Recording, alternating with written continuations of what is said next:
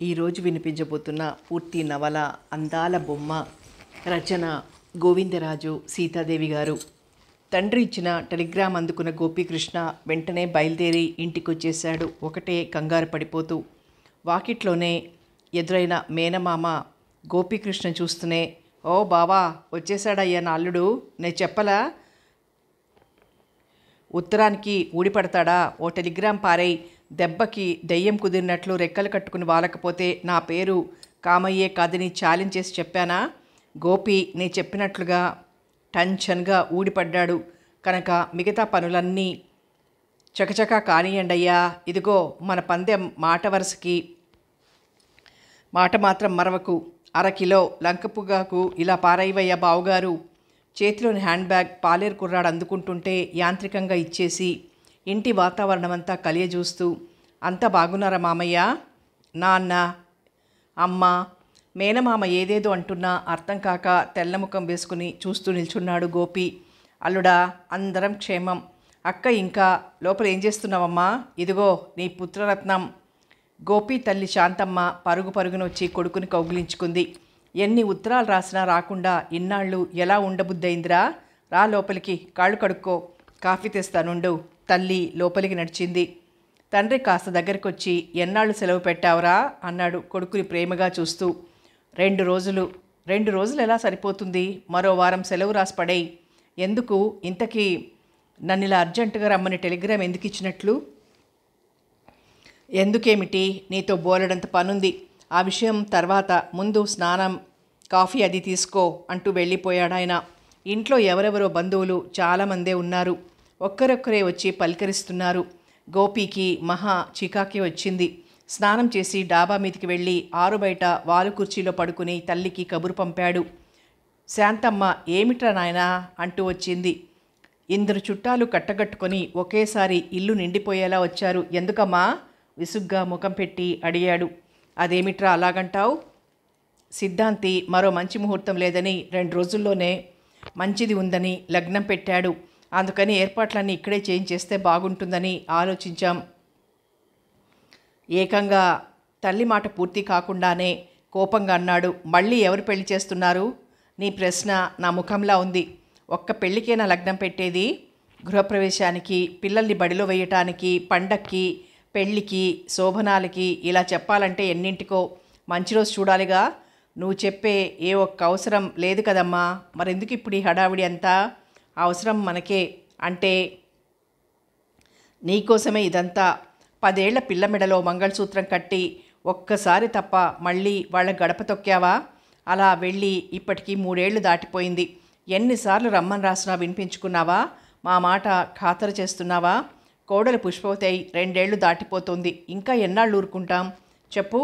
మొన్నటికి మొన్న ఆ హోటల్ మెతుకులు సరిపడక వారం రోజులు పడక పెట్టానని ఉత్తరం రాసావా? అలా ఏదేదో చెప్పుకుపోతోంది శాంతమ్మ. పుష్పవతి అయింది అంటే ఈ పదానికి అర్థం తెలియక, అలా అని దానికి అర్థం ఏమిటని తల్లిని అడగలేక ఊరుకుండిపోయాడు. శాంతమ్మని ఎవరో పిలవటంతో వెళ్ళిపోయింది. గోపి ఆలోచిస్తూ పడుకునే ఉన్నాడు. బాబుగారు, దిండు ఒకటి తేనా? ఇది కూడా వెయ్యమంటారా? నౌకర్ రంగన్న దిండు చేత్తో పట్టుకొని అడిగాడు. అది కూడా వేసి పరుపు వేయి రంగన్న, మెల్లగా పిలిచాడు. ఏంటి బాబు? ఎంతో చనువుగా అడిగాడు రంగన్న. రంగన్న ఆ ఇంట్లో 30 ఏళ్ల బట్టి నౌకరీ చేస్తున్నాడు. గోపికి అతనంటే చాలా ఇష్టం. రంగన్న, పుష్పవతి అవటమంటే ఏమిటి? రంగన్న మొదట తెల్లబోయాడు. ఎంతో పెద్ద చదువులు చదువుకున్నా వచ్చి చిన్న దొర ఓ చిన్న మాటకి అర్థం తెలియనంతగా ఓనమాలు రాని తనని నిజంగా తెలియకే అడుగుతున్నాడా? గోపి ముఖంలోకి పరీక్షగా చూసి నిజమే అర్థం చేసుకోలేకపోయాడనే నమ్మకం కలిగి, చిన్నబాబు, పుష్పవతి అంటే ఆడపిల్ల, అదే ఈడొచ్చిన పిల్ల, పెద్ద పిల్ల అయిపోవాలి కందా. అప్పుడు అంటే పెద్ద మనిషి అవడమన్నమాట. అంటే అంతే.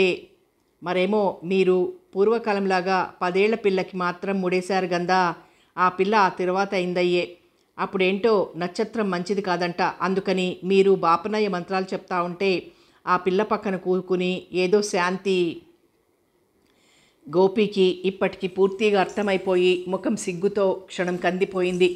చిచి అనుకుని వెంటనే పైకనేశాడు. సరే సరే, నువ్వు కిందికి వెళ్ళిపో. రంగన్న అదేం వినిపించుకోకుండా ఇంకా ఏదేదో చెప్పేస్తున్నాడు. ముందు నేను ఇక్కడి నుంచి వెళ్ళమని చెప్పానా? యజమాని గొంతులోని కరుకుదనం గ్రహించిన రంగన్న బాబోయ్ అనుకుంటూ కిందికి పరుగు తీశాడు. గోపి మంచం మీద వాలి తల క్రింద చేతులుంచుకొని ఆకాశంలోకి తదేకంగా చూస్తూ ఆలోచిస్తున్నాడు. చందమామ మబ్బు తునకల చాటున దోబూచులాడుతున్నాడు. ఇంతకు తమ మాతృభాషలోని పదాలకి అర్థం తెలియదు. నేను ఎంత విజ్ఞానవంతుణ్ణి! మెచ్యూర్ అయింది అంటే వెంటనే అర్థమైపోయి ఉండేది. ఓహో, ఏమిటి చిన్న విషయానికి ఇంత న్యూసెన్సు? విసుగొచ్చేసింది అతనికి. తన వివాహ జ్ఞాపకాలు గుర్తుకొస్తే చాలు చేదు తిన్నట్లయిపోతుంది మనస్సు. అందుకే ఆ జ్ఞాపకాలని వీలైనంత వరకు మర్చిపోవటానికి ప్రయత్నిస్తాడు. కానీ అది సాధ్యం కాదు. అప్పుడప్పుడు ఈ జ్ఞాపకాలు అతన్ని బాధ పెడుతూ ఉంటాయి. వివాహం ప్రతి వ్యక్తికి ఓ మధుర స్మృతి. కానీ నాకు నిజంగా నేనెంత దురదృష్టవంతుణ్ణి! అందం ఉంది, ఆస్తి ఉంది, చదువు ఉంది, స్వచ్ఛమైన మనస్సుంది. లేనిదల్లా అదృష్టం. దురదృష్టవంతుణ్ణి కాకుంటే అలా హఠాత్తుగా నాన్నగారెవరో మిత్రుడికి మాట ఇచ్చేశానని దానికి నా జీవితం బలి చేసి ఓ 10 ఏళ్ల పిల్ల మెడలో మంగళసూత్రం కట్టిస్తారా? ఇలా ఆలోచిస్తున్న గోపీకృష్ణకి తన వివాహం, ఆ తర్వాత జరిగిన సంఘటనలు వరుసగా గుర్తుకొస్తున్నాయి. బీఎస్సీ ఫస్ట్ క్లాస్లో పాస్ అయినట్లు రిజల్ట్స్ రావటం, తనతో సంప్రదించకుండానే తండ్రి పెళ్లికి లగ్నం పెట్టడం ఒకేసారి జరిగింది. ఎక్కడో అరణ్యంలో రైల్వేలో ఉద్యోగం చేస్తున్న ప్రసాదరావు తన తండ్రి ప్రాణ స్నేహితులట. ఇద్దరూ వియ్యమందాలని దేవుడి ఎదుట ప్రమాణం చేసుకున్నారట. అది ఈనాడు యథార్థం కావాలి అంటాడు కామేశ్వరరావు గారు. నేను పెళ్లి కాగానే కొడుకుని కన్నాను, కానీ ప్రసాదరావు మరి కాస్త ఆలస్యంగా ఆడపిల్లని కన్నాడు. ఏం చేస్తాం? అందుకే ఇద్దరికి 12 ఏళ్ల వ్యత్యాసం ఉంది. ఇదంతా భగవంతుడి అభిష్టం మేరకే ఏర్పడింది తప్ప నాదేం లేదు. ఈ పెళ్లి జరిగి తీరాలి అంటాడు కామేశ్వరరావు. శాంతమ్మ అటు భర్తకు కానీ ఇటు కొడుక్కి కానీ చెప్పలేక సతమతమైపోతుంది. నేను ఈ పెళ్లి చేస్తే చేసుకోనంటే చేసుకోనంటూ మొండిపట్టు పట్టాడు గోపి. శాంతమ్మ తమ్ముడిని కన్నీళ్లతో ప్రార్థించింది. ఈ వ్యవహారం ఎలాగోలా పరిష్కరించరా తమ్ముడు అని. బావగారి మొండి పట్టుదలకు ఈ పెళ్లి జరగకపోతే బలవంతంగా చేస్తానట ఆయన.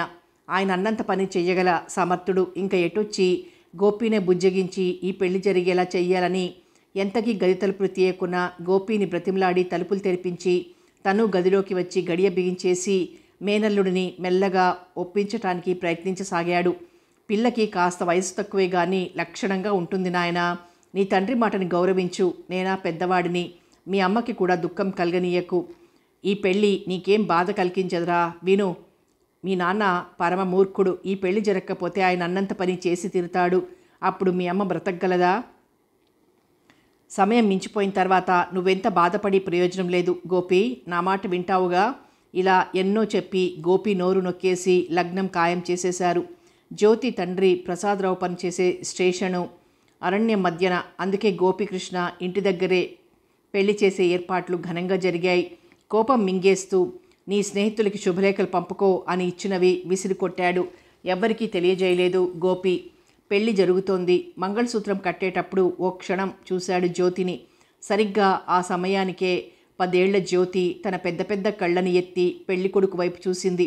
ఏదో మహా అపరాధం జరిగిపోతున్నట్లు ఓ పెద్ద ముత్తైదువ జ్యోతి నెత్తిన ఒక్కటుచ్చుకుంది. అంతే, మళ్ళీ జ్యోతి తలెత్తలేదు. జ్యోతి మెడలో మంగళసూత్రం 3 ముళ్ళు గట్టిగా వేసేసి కూర్చున్నాడు గోపి. ఒక్క నిట్టూర్పు విడిచాడు. బంధుజనం వధూవరుల మీద అక్షంతల వర్షం కురిపించేస్తున్నారు. గోపి చుట్టూ చూశాడోసారి. కాస్త దూరంలో ప్రసాదరావు, కామేశ్వరరావు గాఢాలింగనంలో తన్మయులైపోతున్నారు. వారి చిన్ననాటి కోరిక ఈనాడు యథార్థమైందనే సంతోషం పట్టలేకపోతూ ఒకరి మీద ఒకరు పన్నీటి వర్షం కురిపించుకుంటున్నారు. కామేశ్వరరావు జరియంచు ఉత్తరీయం మడతలు సరిచేసుకుంటూ దగ్గరకొచ్చి కొడుకు కోడలి మీద అక్షింతలు చల్లారు. కామేశ్వరరావు తన వాగ్దానాన్ని సమయం వచ్చే వరకు కనీసం శాంతమ్మకి కూడా తెలియనియక మనసులోనే దాచుకున్న కొడుకు పెరిగి పెద్దవాడవుతున్నాడనే సంతోషం ఉన్నా ఓవైపు దిగులు పడేవాడు, తన మాటని మన్నిస్తాడో లేదో అని. ఈ వివాహ విషయం ఎత్తగానే మొదట నిరాకరించి హంగామా చేసిన తర్వాత తండ్రి వాగ్దానం కోసం తలవంచిన కొడుకు సంస్కారానికి గర్వంగా వెన్నువిరుచుకుంటూ తృప్తిగా గర్వంగా నవ్వారు. గోపి మనస్సు భగ్గుమంది. తలంబ్రాలు పోయి బాబు, దోసిలి పట్టు, ఇవి ఆ పిల్ల నెత్తిన పొయ్యాలి. బ్రాహ్మడు వివరంగా చెప్తున్నాడు. నాన్సెన్స్, ఈ అలవాట్లన్నీ తీసి అవతల పారేయండి, నేను పొయ్యను విసుక్కుంటూ నీలుకుని కూర్చున్నాడు. పెద్దలు ఎందరు చెప్పినా వినిపించుకోలేదు. పోనీ నువ్వైనా పొయ్యవే జ్యోతి అని ఎవరో ముత్తైదువ అనడం తడవుగా జ్యోతి గబగబా 10 దోసిళ్లు ఎత్తి పోసేసింది. గోపీకృష్ణ నెత్తిమీద తలంబ్రాల వర్షంలా క్రిందికి జారుతుంటే తీక్షణంగా చూశాడు. చుట్టూ ఉన్నవాళ్లు జ్యోతిని ఎంకరేజ్ చేస్తున్నారు. జ్యోతి తలంబ్రాలు పోస్తూనే ఉంది. గోపి ముఖంలో కత్తివాటుకు నెత్తురు చుక్కలేదు. అసలే గుండెలో మండే అగ్నికి ఆజ్యం పోసినట్లయింది. కోపాన్ని దిగమింగేసుకుంటూ పెదవులు బిగించి మధుపర్కం కొంగుతో ముఖాన్ని గట్టిగా తుడుచుకుంటూ అనుకున్నాడు, నా పెళ్ళి నిజంగా నాకే జరుగుతోందా? ఇది కల కాదా? ఇది కలే అయితే ఎంత బాగుండు. కాదు, ఇది నిజం, పచ్చి నిజం. బొమ్మలాంటి పిల్ల ఈ క్షణం నుంచి నా ధర్మపత్ని. భగవాన్, జరుగుతున్నది యథార్థమే అయినా గోపి మనసు నిజమే అని అంగీకరించలేక సతమతమైపోతోంది. పెళ్ళంటే 100 ఏళ్ల పంట. ప్రతి మనిషికి పెళ్ళిని గురించి ఎన్నెన్నో కలలుంటాయి. అలాగే గోపీకృష్ణకి ఉన్నాయి. ఎందరు పెళ్లి కూతుళ్ళని చూడాలో, ఎవరెవరు ఎలా ఉంటారో, ఏ పిల్ల నచ్చుతుందో అనుకుని ఊహించుకుంటూ ఎన్నెన్నో కలలు కనే తనని ఒక్కసారి విసిరి పాతాళంలోకి గిరాటు కొట్టినట్లు 10 ఏళ్ల పిల్లతో వివాహం జరుగుతోంది. 12 ఏళ్ల వ్యత్యాసం ఇద్దరికీ. ఇలా ఆలోచనల్లో తేలిపోతూనే ఉన్నాడు గోపీకృష్ణ. లేవండి, పెద్దలకు నమస్కరించాలి. పురోహితుడు అక్షంతులు తీసుకుని పెద్దలకిస్తూ ఆశీర్వాదం చెప్తున్నాడు. జ్యోతి తల్లికి తండ్రికి నమస్కరిస్తున్న గోపీకృష్ణని ప్రసాదరావు ఆత్మీయంగా గట్టిగా కౌగిలించుకున్నాడు. ఆ కౌగిలిలో ఏదో తెలియని మాధుర్యం ఉన్నా విదిలించుకుని ముందుకు నడిచాడు. జ్యోతి పమిట కొంగుకి తన ఉత్తరీయం ముడిపడి ఉంది. జ్యోతి అది లాక్కుంటూ లోపలికి వెళ్ళిపోతోంది. గోపీకృష్ణకి ఒళ్ళు మండి పై మీద ఉత్తరీయం వదిలేశాడు. తన వెనుక భర్త ఉత్తరీయం క్రింద జీరాడుతూ వెంట వస్తున్న సంగతి ఆ పిల్లకి తెలియనే లేదు. పిల్లలు నవ్వుతుంటే తెల్లబోయి చూస్తోంది. అయ్యో అయ్యో, అదేమిట్రా గోపి అలా వదిలేశావు? కేకలేస్తున్నారు ఎవరెవరో. గోపి అదేం పట్టించుకోలేదు. ఇంకా భోజనాలు ప్రారంభమైనాయి. పెళ్లి కూతురికి పెళ్లి కొడుక్కి దగ్గరగా వడ్డించారు. వడ్డన పూర్తి కాకుండానే వెండి పళ్ళెంలో వడ్డించిన ఓ లడ్డుండ తీసుకుని తినేస్తోంది జ్యోతి. పంక్తిలో కూర్చున్న పెళ్లి కాని ఆడపిల్లలు కిసుక్కుమన్నారు. అర్థం కాని గోపి అటు ఇటు చూసి తర్వాత జ్యోతి వైపు చూశాడు. జ్యోతి చేతిలోని సగం లడ్డు అతన్ని పరిహసిస్తూ నవ్వినట్లయింది. అవమానం, కోపం దిగమింగేస్తూ తల తిప్పేశాడు. పెళ్లికూతురు తరపున ఆమె వచ్చి జ్యోతితో మెల్లగా అంది, తప్పమ్మా, ఎవ్వరూ తినకముందే నువ్వు అలా తినకూడదు. నాకు ఆకలేస్తోంది. సగం తిన్న లడ్డూని అలా పట్టుకునే అమాయకంగా అంది. ఒక్క క్షణం ఉండమ్మా, బ్రతిమలాడుతోందామె. నాకివాళ చద్దనం కూడా పెట్టలా అంది ఏడుపు గొంతుతో. 25 ఏళ్ళు అవ్వొచ్చి ఇంకా పెళ్ళిళ్ళు కాని అమ్మాయిలు మళ్ళీ కిసుక్కుమన్నారు. అవమానంతో ఉడికిపోతూ అక్కడ నుంచి లేచి వెళ్ళిపోవాలనిపించింది గోపీకి. అది మరీ అసహ్యం. చచ్చినట్లు భరించాల్సిందే ఈ వెధవ న్యూసెన్స్ని. గ్లాసుడు నీళ్లతో పాటు కోపాన్ని కూడా మింగేశాడు సంస్కారవంతుడైన గోపీకృష్ణ. ఆమె జ్యోతికి మరీ చెప్పి లోపలికి వెళ్ళిపోయింది. జ్యోతి క్షణం చుట్టూ చూసి మళ్ళీ అందుకుందో లడ్డూని. ఇంకా భరించలేక జ్యోతి చేతి మీద ఒక్కటేశాడు గోపి. జ్యోతి అదిరిపోయింది. కళ్ళ నిండా నీళ్లు నిండుకున్నాయి. వాంతొస్తోందంటూ అక్కడి నుంచి లేచి వెళ్ళిపోయింది. స్టోర్ రూమ్లో ఒక్కర్తి కూర్చొని అన్నం తింటోంది పెళ్లి కూతురు అంటూ వార్త చేరేసింది గోపి పినతల్లి కూతురు శాంతి. సాయంత్రం మేజువాణికి అంతా రెడీ చేశారు. గోపికృష్ణ నాకిష్టం లేదు ఇలాంటివన్నీ అని ఎంత చెప్పినా వినిపించుకోక తల్లి బలవంత పెట్టి తీసుకొచ్చి ఆడవాళ్ల మధ్యన కూర్చోబెట్టింది. మరో అర్ధగంట గడిచినా పెళ్లి కూతురు రాలేదు. రానంటోందంటూ గుసగుసలు పోతున్నారు అమ్మలక్కలు. మంకుపిల్ల ఎలా వేగుతాడో గోపి అంటున్నారెవరెవరో. గోపి తల్లి శాంతమ్మ, జ్యోతి తల్లి సుందరమ్మ జ్యోతిని బొమ్మలా అలంకరించి తీసుకొచ్చారు. ఉబికి వచ్చే కోపాన్ని మింగేస్తూ ఒక్కసారి పెళ్లి కూతురు వైపు చూశాడు. జడ నిండుగా మల్లెమొగ్గలు కుట్టి వంటి నిండా నగలు పెట్టి ఓ జరీ ముద్దలాంటి పట్టుచీర కట్టి ఉన్న జ్యోతి విగ్రహంలా కాదు, అచ్చంగా కన్యకా పరమేశ్వరి అమ్మవారిలా ఉంది. అలవాట్లేని పమిట మాటిమాటికి పైకి ఎగదీసుకోలేక సతమతమైపోతోంది. అంత అవస్థలోనూ ముఖం ముటముటలాడిస్తూ తననే చూస్తున్న పెళ్ళికొడుకు వైపు భయంగా ఓసారి చూసి కళ్ళు తిప్పేసుకుంది. ఆ పెద్ద కళ్ళల్లో అమాయకత్వం నిండుకున్న భయం కనిపిస్తోంది. తప్పు, అలా చూడకు అతని వైపు, సిగ్గులేని పెళ్లి కూతురంటారు అంటోంది ఒక ఆవిడ జ్యోతి పక్కన చేరి. నేనేమీ చూడటట్లా, ఆ అబ్బాయే చూస్తున్నాడు నా వంక. కోపంతో ముఖం వంచేసుకుంది కిందికి. అక్కడ చేరిన వాళ్ళందరితో పాటు ఈసారి గోపికి నవ్వు రాబోయి గబాలను ఆగిపోయింది.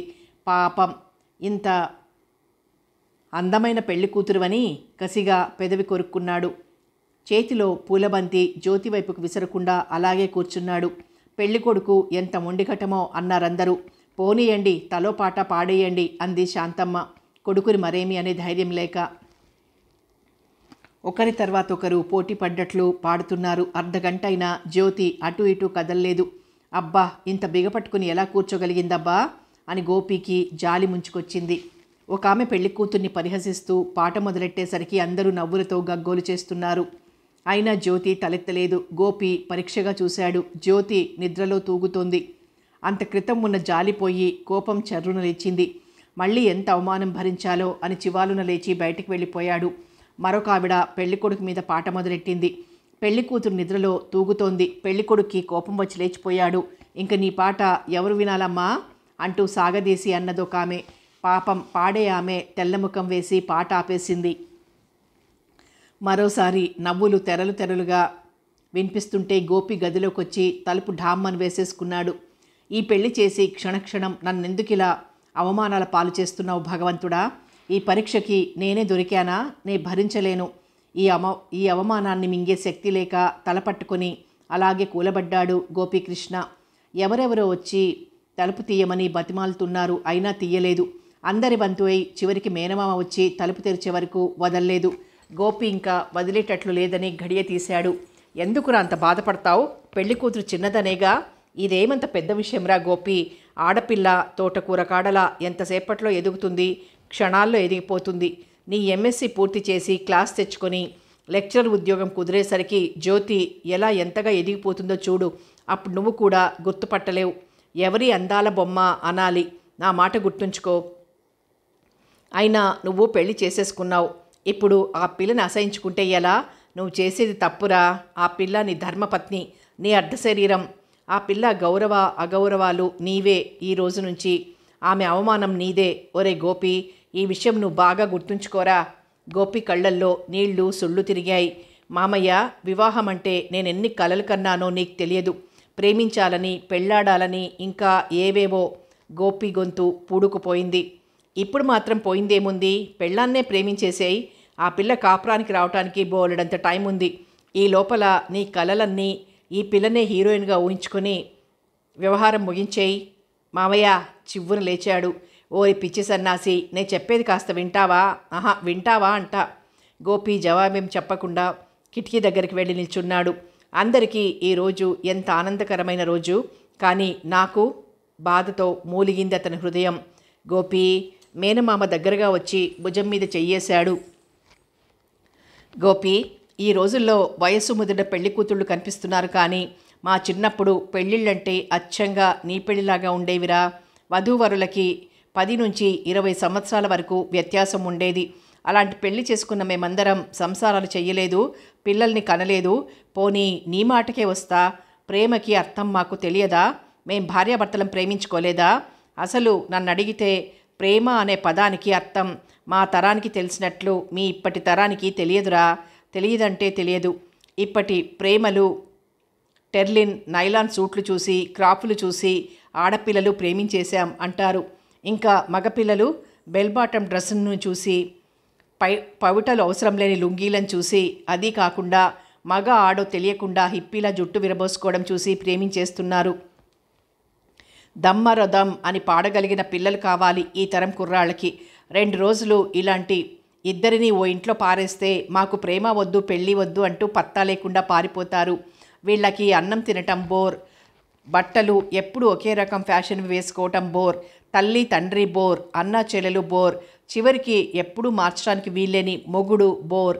అసలు ఈనాటి యువతీ యువకుల మనస్తత్వాలు బోర్తో నిండిపోయాయి. ఎప్పుడు వీళ్ళకి కొత్తదనం కావాలి. ఆ కొత్తదనం బాగున్నా లేకపోయినా వాళ్ళకక్కర్లేదు. మేనమామ ఇలా మాట్లాడుతుంటే తన పరిస్థితి మర్చి అలా వింటూ నిలబడిపోయాడు గోపీకృష్ణ. ఆయన మళ్ళీ మొదలుపెట్టాడు. మా తరంలో పెళ్ళి ముందు, ప్రేమ తర్వాత. ఆ వివరాల జోలికి పోనులే. ఈసారి ఎప్పుడన్నా తీరుబడిగా చెప్తాలే గాని అసలు విషయం దగ్గరికి వస్తా. ఒరే గోపి, ఓ రహస్యం చెప్పనా? ఆడపిల్లకి ఆలస్యం పెళ్లి కంటే ఇలాంటి బాల్య వివాహాలే నయంరా. ఎందుకంటే తన కాబోయే భర్త ఏ రాజకుమారుడు అవుతాడని కలలు కనటం ఉండదు.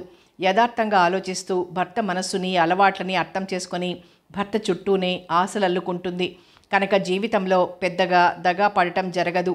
అందువల్ల మనస్పర్ధలు ఉండవు. పైగా ఇలాంటి ఆడపిల్లలు భర్తని ఎంతగా ఆరాధిస్తారో నువ్వే అనుభవం మీద తెలుసుకుందువు గాని ఇంకా భార్యాభర్తలైతే లవ్కి అవకాశం లేదనుకుంటున్నావేమో.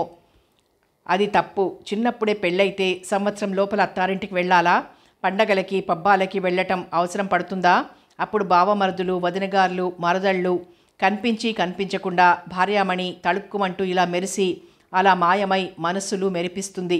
అప్పుడు ఆనందంతో గుండె ఆనంద తాండవం చేస్తుంది. చెప్పబోయే అల్లుడా, ఇదంతా లవ్ కాదా? దీంట్లో ఎంత మాధుర్యముందో అర్థమవుతోందా నీకు? ఇప్పుడు చెప్పు. గోపి మౌనంగా విన్నాడే కానీ జవాబు చెప్పలేదు. 3 నిద్రలకి వాళ్ల ఊరు వెళ్ళనంటున్నావట. ఇది నీకు భావ్యం కాదురా. అంతగా ఇష్టం లేకుంటే వాళ్లతో వెళ్ళి ఒక్కరోజే ఉండి వచ్చేసేయి. అసలు పెళ్ళే వాళ్ల ఊళ్ళో చేయవలసిన రివాజు. సౌకర్యం తక్కువ అని ఇక్కడ కానిచ్చారనుకో, వాళ్ళకి ఒక్కర్తే ఆడపిల్ల కదా, అచ్చటా ముచ్చటా ఉండదు. గోపి ఎడంచేతి వేళ్ళని పరీక్షిస్తూ వింటున్నాడు. ఉదయం మామగారు లగ్నం సమయంలో పెట్టిన ఆకుపచ్చరాయి ఉంగరం తన వ్రేలిని అంటపెట్టుకుని ఉంది. ఆ ఉంగరాన్ని అటు ఇటు తిప్పుతూ పరీక్షిస్తున్నాడు. ఆ రాయిలో తలవంచుకున్న పెళ్లి కూతురు జ్యోతి కనిపించింది. ఏమిటిది? మరోసారి చూశాడు. అక్కడ జ్యోతి ఎలా ఉంటుంది? అంతా తన భ్రమ. ఇంత చిన్నపిల్ల అయినా నాకీ కలవరపాటేమిటి? తనంతాను సంభాళించుకొని మేనమామకి గట్టిగా చెప్పేశాడు. నాకు వీల్లేదు, కాలేజీలు తెరిచేశారు, వెళ్ళిపోవాలి అంతే. మీరేం చెప్పొద్దు, నేను వినను అంతే. వెళ్ళిపోయాడు గోపీకృష్ణ తన చదువు కోసం. ఎంఎస్సీలో జాయిన్ అయిపోయాడు. పెళ్లి జ్ఞాపకాలని మర్చిపోవటానికి ప్రయత్నం చేస్తూ చదువులో మనస్సుని లగ్నం చేస్తున్నాడు. కానీ మధ్య మధ్య బట్టల పెట్టే అడుగున తన పెళ్లినాటి ఫోటో తీసి అప్పుడప్పుడు చూడకుండా ఉండలేడు. ఆ ఫోటోలో కూడా జ్యోతి తల వంచేసుకునే ఉంది. ఫోటోగ్రాఫర్ ఎన్నిసార్లు తలెత్తమని హెచ్చరించినా సమయానికి సరిగ్గా తల వంచేసింది. ముఖం కాస్త కూడా కనిపించటం లేదు. సన్నగా ఉన్న చేతులు, వాటికి వదులుగా ఉన్న గాజులు, చీర కుచ్చేళ్ల క్రింద పల్చటి పాదాలకి అంటిపెట్టుకున్న గజ్జెల పాంజేబులు ఇవే కనిపిస్తాయి. ఈ ఫోటో ఎవరన్నా చూస్తారనే భయంతో పెట్టే అడుగున దాచేశాడు. అసలు గోపికి పెళ్ళి అయిపోయిందనే సంగతి స్నేహితులెవ్వరికీ తెలియదు. ఆ ఫోటో కోపం వచ్చి మధ్యకి చించేయాలని ఎన్నోసార్లు ప్రయత్నించి చించలేక మళ్ళీ దాచేసుకున్నాడు గోపి. ఇలా దాదాపు సంవత్సరం పూర్తి కావస్తోంది. సంవత్సరం లోపల తప్పక రావాలని మామగారి దగ్గర నుంచి ప్రాధేయపూర్వకమైన ఉత్తరం వచ్చింది. ఇంకా తండ్రి కూడా మరో ఉత్తరం రాశాడు. వాళ్ల మనసులని నువ్వు చాలా గాయపరుస్తున్నావు. ఈసారైనా అత్తగారింటికి తప్పకుండా వెళ్ళి 2 రోజులైనా ఉండిరా. ఇలా వెళ్ళటం మన ఆచారం. నా మాట మన్నిస్తావని ఆశిస్తున్నాను. నువ్వు ఒంటరిగా వెళ్ళటానికి ఇష్టం లేకపోతే పిన్ని కూతురు సునందని తీసుకువెళ్దువు గాని ఇంటికి రా. ఇది తండ్రి ఆజ్ఞ. కట్టుకున్న తర్వాత తప్పేదేముంది అని విసుగ్గానే బయలుదేరి మామగారికి వస్తున్నట్లు టెలిగ్రామ్ ఇచ్చాడు. మామగారు చాటంత ముఖంతో స్టేషన్లోనే స్వాగతం చెప్పాడు. అత్తవారింటికి వస్తున్నాననే ఆనందం కంటే రైలు ప్రయాణంలోని ప్రకృతి శోభ గోపిని ముగ్ధుణ్ణి చేస్తోంది. దట్టమైన అరణ్యం, ఏవో తెలియని రకరకాల చెట్లు, తీగలు, పువ్వులు, వాటి వాసనలు అదో వింత అనుభూతి కలిగిస్తోంది. స్టేషన్ నుంచి 2 ఎడ్ల బండిలో ప్రయాణం. ఇల్లు ఓ మైలు దూరం కూడా లేకపోయినా కొత్తల్లుడిని నడిపించేలా తీసుకువెళ్తాడు ప్రసాదరావు. బండిలో కూర్చునే బాటకి ఇరువైపులా ఉన్న చెట్లని కుతూహలంగా చూస్తున్నాడు. ఆ చెట్ల గుబురులలో అక్కడక్కడ ఓ 4 గుడిసెలు కనిపిస్తున్నాయి. వాటికి కాస్త దూరంగా ఓ చిన్న పల్లెటూరు, ఓ 4 రైల్వే క్వార్టర్సు, కొన్ని కూలికి వెళ్లే పేద ప్రజలు, చుట్టూ గుడిసెలు ఉన్నాయి. పట్నవాసానికి దూరంగా ప్రకృతి తల్లి ఒడిలో ఉన్నట్లు ఎంత బాగుందిక్కడ అనిపిస్తోంది గోపికి. అబ్బబ్బా, ఉండమ్మా, పెళ్లి కూతురికి పూసల దండ గుచ్చుతున్నాను. ఇప్పటికే చాలా ఆలస్యమైపోయింది, ఇంకా చాలా పని మిగిలిపోయింది విసుగ్గా అంది జ్యోతి. అబ్బబ్బా, ఇప్పుడు కూడా బొమ్మల పెళ్ళేటై నీ పిచ్చి పాడుగాను. ఈ 2 రోజులు ఆ ఆటలు కట్టిపెట్టు. అదెలాగమ్మా? పెళ్లి ఏర్పాట్లన్నీ పూర్తి అయిపోయాయని మగపెళ్లి వాళ్ళు కబురు పెట్టారు. నేను ఇక్కడ ఒక్కదాన్ని. కాస్త సాయం చేయమ్మా అంటే ఓ చెంప అల్లుడొస్తుంటే అసలే పని తెమలక చేస్తుంటే నువ్వో దానివి అంటూ విసుక్కుంటివి. జ్యోతి బొమ్మల పెళ్ళిళ్ళు చేయిస్తూనే ఉందా? హాయ్ భగవాన్, ఆ గొంతు జ్యోతిదే. నే వచ్చానని కాస్త కూడా సంతోషం లేదా ఆ పిల్లకి? నాకంటే బొమ్మల పెళ్ళే ముఖ్యమా? ఈ పిల్ల బహుశా ఎప్పుడూ బొమ్మల్లో ఓ బొమ్మలాగా ఉంటుందా? ఇంతసేపు అయింది నేనొస్తే ఒక్కసారైనా కనిపించలేదు. చూసేదేంటిలే, నాన్నగారి మాట తీసేయలేక రావటమే గాని ఈ జ్యోతి కోసం నే రాలేదు నిట్టూర్చాడు గోపి. ఈ టిఫిన్ తిను బాబు, మీ మామగారు ఎక్కడికో వెళ్ళినట్లున్నారు. అత్తగారు టిఫిన్ ప్లేట్ అందించి వెళ్ళింది లోపలికి. బయట నుంచి 4 ఆడపిల్లలు దాదాపు జ్యోతి వయస్సు వాళ్లే పరుగుతో వచ్చి గోపిని చూడగానే కాస్త వెనక్కి పరిగెత్తారు. అలా వెళ్ళిన వాళ్ళు పూర్తిగా వెళ్లకుండా సన్నజాజి పొదమాటలు దాగి ఒకరితో ఒకరు చెప్పుకుంటున్నారు. జ్యోతి మొగుడు బాగానే ఉన్నాడు కదూ? అమ్మో, చాలా పొడుగ్గా ఉన్నాడు కదూ? జ్యోతి మొగుడు నల్లగా ఉంటాడని చెప్పింది పచ్చి అబద్ధం కదటే. తెల్లగా పొడుగ్గా అందంగానే ఉన్నాడు కదూ? అచ్చంగా నాగేశ్వరరావులా ఉన్నాడు. కోపం కూడా ఎక్కువే అంది గాని ఈ ముఖం చూస్తే అలా కనిపించటం లేదే. ఇంతకీ జ్యోతిని తీసుకెళ్లేందుకు రాలేదు కదా? జ్యోతి వెళ్ళిపోతే అసలు ఇక్కడ ఏం తోచనే తోచదు. వట్టి అరణ్యం కాదటే. అత్తగారు కాఫీ కప్పు తెచ్చేసింది. అల్లుడు పలహారమే తినలేదింకా. సన్నజాజి పొదచాటన దాగిన పిల్లలు పారిపోయారు. తెల్లవారి ప్రసాదరావు డ్యూటీకి వెళ్ళాడు. అత్తగారు కొన్ని తెలుగు ఇంగ్లీష్ పత్రికలు తెచ్చి అల్లుడికిచ్చి వంట పనిలోకి వెళ్ళింది. రాత్రి భోజనం చేసేటప్పుడు తండ్రి పక్కన కూర్చుంది కానీ ముఖం సరిగ్గా కనిపించనే లేదు. అసలు ఆ పిల్లని పరీక్షగా చూడాలనే కోరికే తనకి లేనూ లేదు. పత్రికలు ఓ అర్ధగంట చదివి విసిగెత్తి కళ్ళు మూసుకుని పడుకున్నాడు. ట్రాన్సిస్టర్ ఆన్ చేశాడు. మనసున మనసై బ్రతుకున బ్రతుకై తోడకరుండిన అదే భాగ్యము ఘంటసాల పాట వినిపిస్తోంది. ఈ పాట అంటే తగని ఇష్టం గోపీకి. ఎన్నిసార్లు విన్నా తనివి తీరదు. ఆ పాటలోని అర్థం అతని గుండెని కదిలించేస్తోంది. ఆ పాట అయ్యి ఎల్లారీశ్వరి గొంతు విని టక్కున ఆపు చేశాడు. మళ్ళీ ఇల్లంతా నిశ్శబ్దం. జ్యోతి ఎక్కడుందో ఏం చేస్తుందో కూడా తెలియదు. అత్తగారు వంటింట్లో చేస్తున్న తీపి పిండి వంటల తాలూకు గుమాయింపు వాకిలి వరకు వస్తోంది. నేనంటే అత్తమామలకంత అభిమానం ఎందుకు? ప్రతి అత్తమామలు అల్లుడిని ఇంత గౌరవంగా అభిమానిస్తారా? లేక తను 10 ఏళ్ల బొమ్మలాంటి కూతుర్ని చేసుకున్న నా చవటతనానికి జాలిపడటమా ఇది? గోపీకి పెళ్లి గుర్తుకొచ్చి ఉద్రేకం వచ్చేసింది. ప్రపంచంలో నాకు జరిగినంత అన్యాయం మరెవ్వరికీ జరిగి ఉండదు అనుకుని నిట్టూర్చాడు. ఎక్కడి నుంచో 4-5 ఆడపిల్లల గొంతులు పెళ్లివారమండి, మగ పెళ్లివారమండి శ్రావ్యంగా వినిపిస్తున్నాయి. గోపి కుతూహలంగా ఆ పాట వినవచ్చిన వైపు వెళ్ళి కిటికీలోంచి బయటికి చూశాడు. అక్కడ బొమ్మల పెళ్లి మహా ఆర్భాటంగా జరుగుతోంది.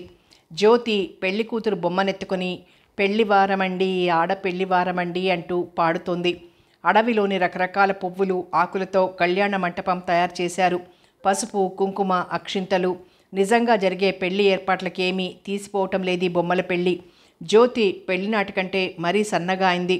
పుల్లల్లాంటి చేతులు, లూజైన జాకెట్టు, కనుమంచు నీలం పట్టు పరికిణి, దానిమీద పెద్ద పెద్ద పువ్వుల ఓణి, తల్లో 1 కిలో చామంతి పువ్వులు పెట్టుకుంది. ముఖాన పెళ్లివారు పెట్టిన కుంకుమ నుదురంతా అయింది. మరీ చిక్కి ఉన్న జ్యోతి ముఖం చూస్తే గుర్తుకొచ్చింది. 2-3 నెలల క్రితం మామగారు జ్యోతికి జ్వరం వస్తోందని ఓసారి వచ్చి చూసి వెళ్ళమని 2-3 ఉత్తరాలు రాశాడు. కానీ వాటికి తను జవాబు కూడా రాసిన గుర్తులేదు. పాపం వీళ్ళంతా ఏమనుకున్నా పోయింది లేదులే. ఈ పిల్లకింతకంటే ఏం చెయ్యక్కర్లేదు. తనంతనే సమర్థించుకున్నాడు. బొమ్మల పెళ్ళి పూర్తి అయింది. పిల్లలంతా చాలా అలసిపోయారు. పెళ్లి మేళం ఊదుతున్న కుర్రాళ్ళు జ్యోతి ఆకలి అంటూ గొడవ పెట్టారు. పెళ్లి కొడుకు తల్లి కూడా ఇంకా ఆట చాలించేద్దాం, పలహారం పళ్ళెం పట్టుకురా జ్యోతి అంటూ కాళ్ళు చాచుకొని కూర్చుంది. అయ్యో, పలహారం పళ్ళెం ఆ గదిలో పెట్టానే, ఇప్పుడెలా? జ్యోతి 2 అడుగులు వేసి ఆగిపోయింది. ఏ గదిలో? అదే ముందు గదిలో. అవునన్నట్లు తలెగిరేసింది జ్యోతి. అయితే నువ్వే వెళ్ళి తీసుకురా.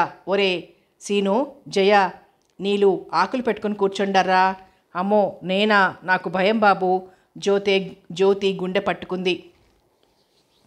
అబ్బా, మరేం పర్వాలేదులేవే. నేను ఇందాక చూశాను, అతను నిద్రపోతున్నాడు. మెల్లగా వెళ్ళి పట్టుకురా. అయినా నీ మొగుడున్న గదిలోకి ఇంకెవరెడతారు? నా మొగుడికి కోపం ఎక్కువే శాంత, అందుకే భయం నాకు. జ్యోతి అలా అనేసరికి కాస్త పెద్దగా ఉన్న పిల్లలు పక్కున నవ్వారు. వాళ్లనే చూస్తున్న గోపీకి నవ్వొచ్చింది. ఎలాగూ నిద్రపోతున్నాడుగా. మెల్లగా మంచం క్రింద నుంచి దూరి అవతలకి వెళ్ళి అల్మారా ఎక్కి త్వరగా తీసుకురా. జ్యోతి ఇష్టం లేకున్నా తప్పనిసరిగా ముఖం నల్లగా పెట్టుకుని మెల్లగా గదిలోకి వస్తుంటే గోపి గమ్మున వచ్చి మంచం మీద పడుకుని కళ్ళు మూసుకున్నాడు. జ్యోతి పరికిణి పైకి పట్టుకుని మెల్లిగా అడుగులు అడుగు వేస్తున్నా కాలిగజ్జల పాంజేబులు గల్లు గల్లుమని చిరుశబ్దం చేస్తూనే ఉన్నాయి. ఆ శబ్దం ఆ లయబద్ధంగా వినిపిస్తూ ఎంతో హాయిగా ఉంది. గోపి చెవులకి. నెచ్చెలలు ఇచ్చిన సలహా పాటించి మంచం క్రింద దూరింది. గోపికి గిలిగింతలు పెట్టినట్లయింది. కాస్త కళ్ళు తెరిచి చూశాడు. పిలక జడకి ఆరెంజ్ కలర్ రిబ్బన్ కుచ్చు అందంగా వేలాడుతోంది. జ్యోతి ఊపిరి బిగబట్టి మంచం కింద నుంచి అవతల పక్కకు వెళ్ళి గోపి నిద్రపోతున్నాడా లేదా అని ఓసారి పరీక్షగా చూసి అల్మరా పైకెక్కి పలహారం అందుకుని కిందికి దిగింది. మరోసారి గోపి వైపు చూసింది. గోపి తల క్రింద 2 చేతులు పెట్టుకుని తననే చూస్తున్నాడని గ్రహించేసరికి చేతులు వణికి పళ్ళెం క్రింద పడేందుకు సిద్ధమైంది. భయంగా అలా చూస్తూ నిల్చి ఉండిపోయింది. దొంగ దొరికింది అంటూ లేచి పట్టుకోబోయాడు. జ్యోతి చెంగున ముందుకు దూకేసింది. కానీ పిలక జడకున్న 2 మీటర్ల రిబ్బన్ మాత్రం అతని చేతిలో చిక్కుకుంది. ఆ జడ పట్టుకుని దగ్గరకు లాక్కున్నాడు. జ్యోతి ముఖం ఎర్రబడిపోయింది. ఒకరి ముఖంలోకి ఒకరు క్షణం అలా చూస్తూ ఉండిపోయారు. కిటికీ పక్కన చేరిన కోతిముఖ లాంటి పిల్లలు హిహిహిహి అనటంతో ఇద్దరూ ఒకేసారి తల తిప్పి చూశారు. గోపి ముఖం నల్లబడిపోయింది. జ్యోతి జడగుంజుకొని పారిపోయింది. కానీ రిబ్బన్ కుచ్చు గోపి చేతిలో చిక్కుకుపోయింది. సాయంకాలం 5 గంటలైంది. లోపల జ్యోతిని తల్లి గద్దిస్తోంది. పొద్దున జడక పెట్టిన కొత్త రిబ్బన్ ఏమైపోయిందే? నల్లరాయిలా మాట్లాడవేం? అతను రాక వచ్చాడు. ఈ 2 రోజులు బొమ్మల పెళ్ళిళ్ళు కట్టిపెట్టమన్నాను. ఎప్పుడు చూసినా ఈ కోతిమూకనేసుకుని తోటలు దొడ్లు పువ్వులు కాయలు తిరుగుతావెప్పుడు. అతను చూస్తే ఏమనుకుంటాడు? నీకు చదువు రాదనే బోలెడంత బాధపడిపోతున్నాడు. మాస్టర్ని పెట్టి చదువుకోవే తల్లి అంటే ఒక్కరోజన్నా పాఠం అప్పగించావా? ఆయన్ని చూడగానే కడుపు నొప్పి తలనొప్పి ఎన్ని రోగాలో అన్ని రోగాలే. ఆయన అటు వెళ్ళగానే ఇటు గెంతేస్తావు. ఎన్ని బొమ్మల పెళ్ళిళ్ళు చేయించమన్నా విసుగు విరామం లేదు. ఇంతకీ రిబ్బన్ ఏది? గోపి చదివే నవల పక్కన పెట్టి జ్యోతి ఏం జవాబిస్తుందో అని చెవులు రిక్కించాడు. మాట్లాడవేం? పోయిందమ్మా. ఎక్కడని అడుగుతున్నానో. తెలియదు. నీకెందుకు తెలుస్తుంది? ఆవిడ నెత్తిన మొట్టి లేచిపోయినట్లుంది. ఇదిగో ఈ కాఫీ అతనికి ఇచ్చిరా. మాటిమాటికి నే వెళ్ళాలంటే అసహ్యంగా ఉంటుంది. జ్యోతి ఎంత నిరాకరించినా వదల్లేదు తల్లి. జ్యోతి ట్రే పట్టుకొని మెల్లగా వచ్చింది. గదిలోకి తల వంచుకునే టీపాయ్ మీద పెట్టేస్తున్న గోపి గమనించినట్లు పుస్తకంలో తలదూర్చి గోడవైపు తిరిగి పడుకున్నాడు. జ్యోతి వెళ్ళిపోతుంది. అరే అనుకుని ఇటు తిరిగి జ్యోతి అన్నాడు. తన గొంతు తనకే ఎంతో మృదువుగా వినిపించి విస్తుపోయాడు. జ్యోతి అని పేరు పెట్టి అసలు ఆ పిల్లతో మాట్లాడటం ఇదే మొదలు. అప్పటికే దర్వాజా దగ్గరికి వెళ్ళిన జ్యోతి అలాగే ఆగిపోయింది. వెనక్కొస్తే పొద్దున తన చేతికి చిక్కిన రిబ్బన్ ఇచ్చేయాలని షర్టు జేబులోనే పెట్టుకొని సమయం కోసం చూస్తున్నాడు.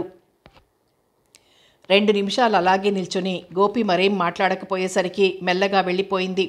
ఎంత నిర్లక్ష్యం! ఇంత చిన్న పిల్లకి ఎంత పొగరు!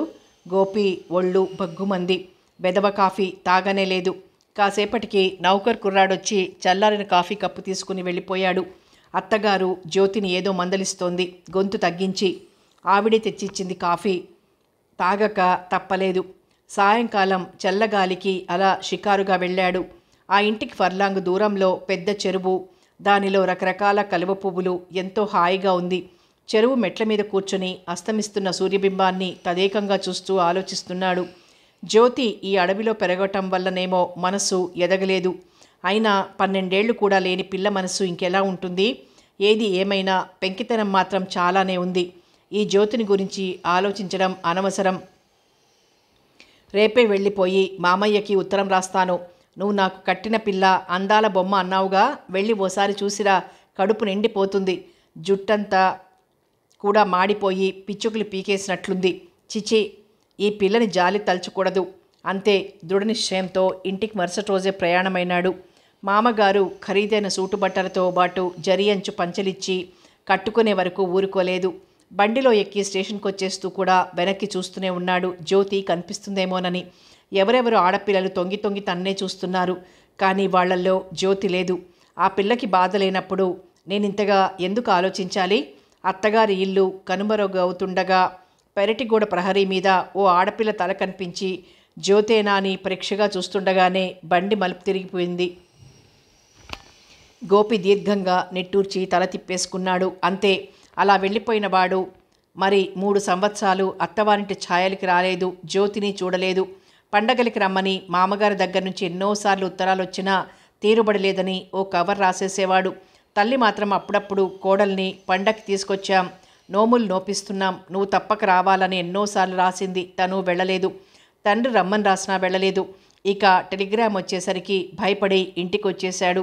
ఇంటి నిండా ఉన్న బంధువుల్ని చూసి విస్తుపోయి కారణం ఏమిటని తల్లిని అడిగి ఆవిడ చెప్పింది అర్థం కాక తర్వాత రామన్న చెప్పిన దాన్ని గ్రహించి చరచరా లేచి వెళ్ళి తల్లి దగ్గరికి కారాలు మిరియాలు నూరుతున్నాడు. నేను ఇలాంటి వాటిని ఒప్పుకోను, వీల్లేదు, మీరు చేసే ఏ పని జరగదు అన్నాడు గొంతు చించుకొని. అలా అంటే ఎలారా? రజస్వలైన పిల్లని ఎన్నాళ్ళు పుట్టింట్లో ఉంచుతాం? మరి రజస్వలైన నక్షత్రం మంచిది కాదు, శాంతి కావాలట.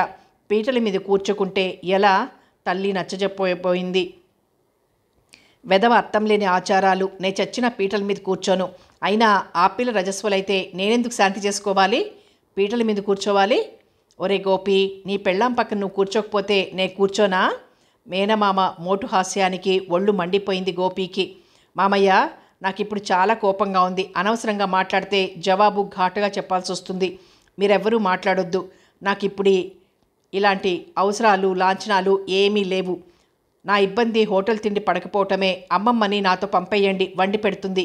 మరింకేం అవసరం లేదు, చెప్తున్నాను ఖచ్చితంగా చెప్పేశాడు. అయ్యో అయ్యో, వాళ్ళని రేపు రాత్రికి బయలుదేరమ్మని ఉత్తరం కూడా రాశాం. ఇక్కడ ఏర్పాట్లన్నీ చేసుకున్నాం. ఇప్పుడు నువ్వు ఇలా అంటే ఎలాగురా? అయినా కోడలు పుట్టింట్లో ఒక క్షణం ఉండటానికి వీల్లేదు. ఇప్పటికే ఆలస్యమైంది. కార్యం కాకుండా పిల్లని ఎలా పంపుతారు? మేమేం ముఖం పెట్టుకుని వాళ్ళకి చెప్పాం? తల్లి గొడవ పెట్టింది. నోరు మూసుకొని నే చెప్పినట్లు చెయ్యి. ఇంకా 4 రోజులు సెలవు పెట్టు. వెళ్ళేప్పుడు కోడల్ని వెంట తీసుకెళ్ళు. మరో మాట వీల్లేదు. తండ్రి గద్దించాడు. నాకు ఆ పిల్ల అక్కర్లేదు, కావాలంటే మీ దగ్గరే ఉంచుకోండి. కామేశ్వరరావు ఆవేశం ఎక్కువైపోయింది. తల్లి శాంతమ్మ కొడుకుని సర్దలేక భర్తకి చెప్పలేక చుట్టాలంతా వింటున్నారని భయపడి, ఒరే తమ్ముడు, ఉపాయంగా మమ్మల్ని గట్టెక్కించరా బ్రతిమలాడింది. ఒరే గోపి, సరే నీ మాటే వింటాం. ఆ పిల్లని నువ్వు వెంట తీసుకువెళ్ళొద్దు. కానీ నువ్వు వెళ్ళి ఆ పిల్లని తీసుకొచ్చి ఇక్కడ దించేయి. అమ్మమ్మని తీసుకుని వెళ్ళి నువ్వు కాపురం పెట్టి అన్నం వండించుకో. నీ మాటే వింటాం. అయితే కార్యం లేకుండా పిల్లని పంపండని మేము అడగలేం. నీకు ఈ ఆచారాలు ఇష్టం లేదని మీ మామగారికి చెప్పి వాళ్ళనిద్దరినీ రానవసరం లేదని జ్యోతిని తీసుకొచ్చేసేయి. నీకు ఇష్టం లేకుండా పెళ్లి చేసినందుకు ఆ కోడల్ని నీ తల్లిదండ్రులే ఉంచుకుంటారు. ఈ ఒప్పందం నువ్వు వింటేనే నీ మాట మేం వింటాం. సరే, నేనే వెళ్ళి తీసుకొచ్చి ఇక్కడ పారేసి వెళ్ళిపోతాను. నాకేం భయం లేదు. విసురుగా వెళ్ళిపోయాడు. ఉత్తరం రాయకుండా రైలు దిగిన అల్లుడికి స్వాగతం ఎవరు చెప్తారు? పాపం ప్రసాదరావు తలుంచుకొని తన రూమ్లో కూర్చుని ఏదో రాసుకుంటున్నాడు.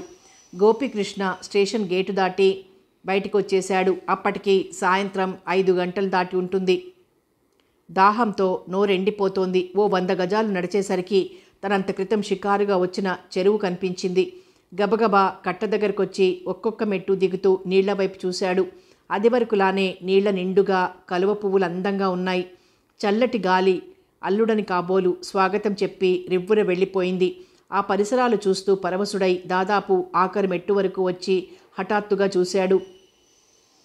నీళ్లల్లో 2 కాళ్ళు పెట్టుకుని 2 చేతులు గడ్డం కింద పెట్టుకుని ఓ 16 ఏళ్ల అమ్మాయి దీర్ఘంగా ఆలోచిస్తూ తను నీళ్ల కోసం తెచ్చుకున్న బిందె నీళ్ల మీద తేలుతూ చెరువులో చాలా లోపలికి వెళ్ళిపోవడం కూడా గమనించకుండా ఆ అందాల బొమ్మ ఆలోచనల్లో తేలిపోతోంది. ఊదా రంగు హాఫ్ వాయిల్ చీర, అదే రంగు జాకెట్ వేసుకుని తలలో డిసెంబర్ పువ్వులు పెద్ద మాలగా పెట్టుకుని ఊదా రంగు గాజులు చేతి నిండుగా వేసుకుంది. తెల్లటి అందమైన శరీర రంగుకి ఊదా గాజులు భలే అందాన్నిస్తున్నాయి. బెత్తడు వెడల్పున బారెడు జడ క్రిందికి జారుంది. చెవులకి మాత్రం ఎర్రరాళ్ల జుంకీలు సన్నగా ఊగుతున్నాయి. నీటి మీద నుంచి వచ్చే పిల్ల గాలులు ఆ అమ్మాయి ముంగురులను చెదరగొట్టిపోతున్నాయి. ఆ పిల్ల బాహ్య ప్రపంచంలోకి ఊడిపడలేదు. బిందెని చూసుకోలేదు. అబ్బా, ఏమందం! ఎవరి అందాల బొమ్మ అనుకుంటూ మెల్లిగా నీళ్లల్లో దోసులు కడిగి ఆ పిల్ల వైపు మరోసారి చూశాడు. అప్పటి వరకు బొమ్మలా కూర్చున్న ఆ పిల్లల్లో కదలిక కలిగి ఉలిక్కిపడి నీళ్లు తాగే ఆ యువకుడి వైపు చూసి వెంటనే లేచి నిలబడింది. ఎవరి కొత్త వ్యక్తి అనుకొని ముఖం తిప్పుకోబోయి మరోసారి తల ఎడం పక్కకి వంచి పరీక్షగా చూసింది. ఈ కళ్ళు ఎక్కడో చూసినట్లున్నాయి అని గోపి మరీ పరీక్షగా చూశాడు. ఆ అమ్మాయి కళ్ళల్లో భయం, పెదవుల్లో వణుకు. తల కుడిపక్కకి వాల్చి మరోసారి చూసింది. గుర్తించేసింది. సన్నగా వణికినట్లయింది. అంతలోనే తెల్లబోయిన వెంటనే తన వెడల్పాటి కళ్ళు మరీ వెడల్పు చేసి గోపీని కింది నుంచి పైకి మరోసారి చూసి ఇంకా పరుగు తీసింది. గోపీకి సంతోషం, ఆశ్చర్యం, సందేహం ముప్పిరిగొనగా ఈ అమ్మాయి, ఈ అందాల బొమ్మ, ఈ జ్యోతి నా భార్య, జ్యోతి మై వైఫ్, నా అర్ధాంగి, జ్యోతి నిజంగానే ఇంత అందంగా తయారవటమా? నా భార్య, ఆ పుల్లల్లాంటి కాళ్ళు, చేతులు, పీచు జుట్టు జ్యోతి, ఈ జ్యోతే. అల్లుడు నిశ్శబ్దంగా రైలు దిగి ఇంటికెళ్ళాడనే వార్త ఎలా చేరిందో ప్రసాదరావు రొప్పుతూ వచ్చేశాడు. అత్తగారు నోరు తెరిచేసింది. తమరే జ్యోతిని తీసుకుని ఈ రాత్రికే ప్రయాణం అవ్వాల్సి ఉంటే హఠాత్తుగా అల్లుడిలా ఊడిపడేసరికి ఆవిడకి మతిపోయింది. కాఫీ, స్నానం, భోజనం అయిపోయిన తర్వాత ప్రసాదరావు విషయం మెల్లగా కదిలించాడు. నాన్నగారు, అమ్మ అర్థం లేని చాదస్తాలు పోతున్నారు. చూడండి, నాకు ఇలాంటివి ఇష్టం లేదు. నాకెక్కువ సెలవు లేదు. రేపే జ్యోతిని తీసుకుని వెళ్ళిపోవటానికే వచ్చాను క్లుప్తంగా చెప్పేశాడు గోపి. అల్లుడు మొదట జ్యోతి అంటే విముఖుడుగా ఉన్నాడు. పిల్ల కాపురం ఏమైపోతుందో అనుకున్న అత్తమామలు స్వయంగా తీసుకువెళ్తాను అన్నందుకు సంతోషపడిన కార్యం కాకుండా పిల్లని అల్లుడిని వెంట పంపటానికి బోలెడంత బాధపడిపోయారు. వీల్లేదు, పంపం అని చెప్పలేరు. పంపం అని అంటే అల్లుడికి కోపం వచ్చి వెళ్ళిపోతాడేమో అని లోపల భయపడిపోతూ ఎలా అల్లుడికి నచ్చజెప్పి ఈ కాస్త అడ్డంకి తీర్చేసి పంపటమా అని ఆ రాత్రంతా ఆలోచిస్తూ ఉండిపోయారు. గోపీకి జ్యోతిని మళ్ళీ ఒకసారి చూడాలని, కబుర్లు చెప్పాలని ఎన్నెన్నో కోరికలు త్వరపెడుతున్నాయి. జ్యోతి నా వైపు అలా భయంగా చూస్తుందెందుకు? బహుశా పెళ్ళప్పుడు ఆ తర్వాత కఠినంగా ప్రవర్తించినందుకు గాయపడి ఉండొచ్చు. ఆ భయాన్ని పోగొట్టాలి. జ్యోతిని నా దాన్ని చేసుకోవాలి. ఎన్నెన్నో ఆలోచనలు. కంటి మీద కొనుకు రావటం లేదు. జ్యోతి తమలపాకు చిలకలు చుట్టుకొని వచ్చి గోపి కుర్చీ దగ్గర పళ్ళెం పెట్టి మెల్లగా వెళ్ళిపోతుంటే చటుక్కున చెయ్యి పట్టుకొని ఆపాడు. జ్యోతి, నీతో మాట్లాడాలి, కూర్చో. జ్యోతి చెయ్యి మెల్లగా విడిపించుకోవాలని ప్రయత్నిస్తున్నా గోపి వదల్లేదు. మెత్తగా ఉన్న ఆ చెయ్యి స్పర్శే అతనిలో ఎన్నో కోర్కెల్ని రేపుతోంది. ఈజీ చైర్లో లేచి కూర్చుని తన పక్కనే మరో కుర్చీలో కూర్చోమన్నాడు. జ్యోతి తల వంచుకొని బొమ్మలాగా కూర్చుంది. జ్యోతి ముఖంలోకి తనివి తీరా చూస్తూ, జ్యోతి, నిన్ను తీసుకువెళ్ళటానికే వచ్చాను. నాకు హోటల్ భోజనం పడటం లేదు. మరి నీకు వంట చేయటం వచ్చా? జ్యోతి తలెత్తి చూడలేదు, జవాబు చెప్పలేదు. పోనీలే, మన వెంట అమ్మమ్మని తీసుకువెడదాం. నీకేం ఇబ్బంది లేదు, సరేనా? జ్యోతి మాట్లాడలేదు. జ్యోతి మౌనం అతనిలోని హుషారుని చంపేస్తోంది. అయినా శాంతం తెచ్చుకుంటూ మళ్ళీ అన్నాడు, నా దగ్గరికి రావటం నీకు ఇష్టం లేదా? నోటితో చెప్పాలి. జ్యోతి సమాధానం చెప్పలేదు. నాకు జవాబు కావాలి. నువ్వు చెప్పకుంటే ఇక్కడే వదిలేసి వెళ్ళిపోతాను. జ్యోతి మౌనంగా కూర్చుంది. మాటలు రావా? కోపాన్ని అణుచుకుంటున్నాడు. బొమ్మల పెళ్లి చేయిస్తూ పెళ్లివారమండి అంటూ పాటలు పాడగలవు కానీ నాతో ఒక మాట మాట్లాడలేవా? పోనీ నీ బొమ్మలు కూడా తెచ్చుకో, అక్కడ పెళ్ళిళ్ళు చేయొద్దు గాని కచ్చిగా అన్నాడు.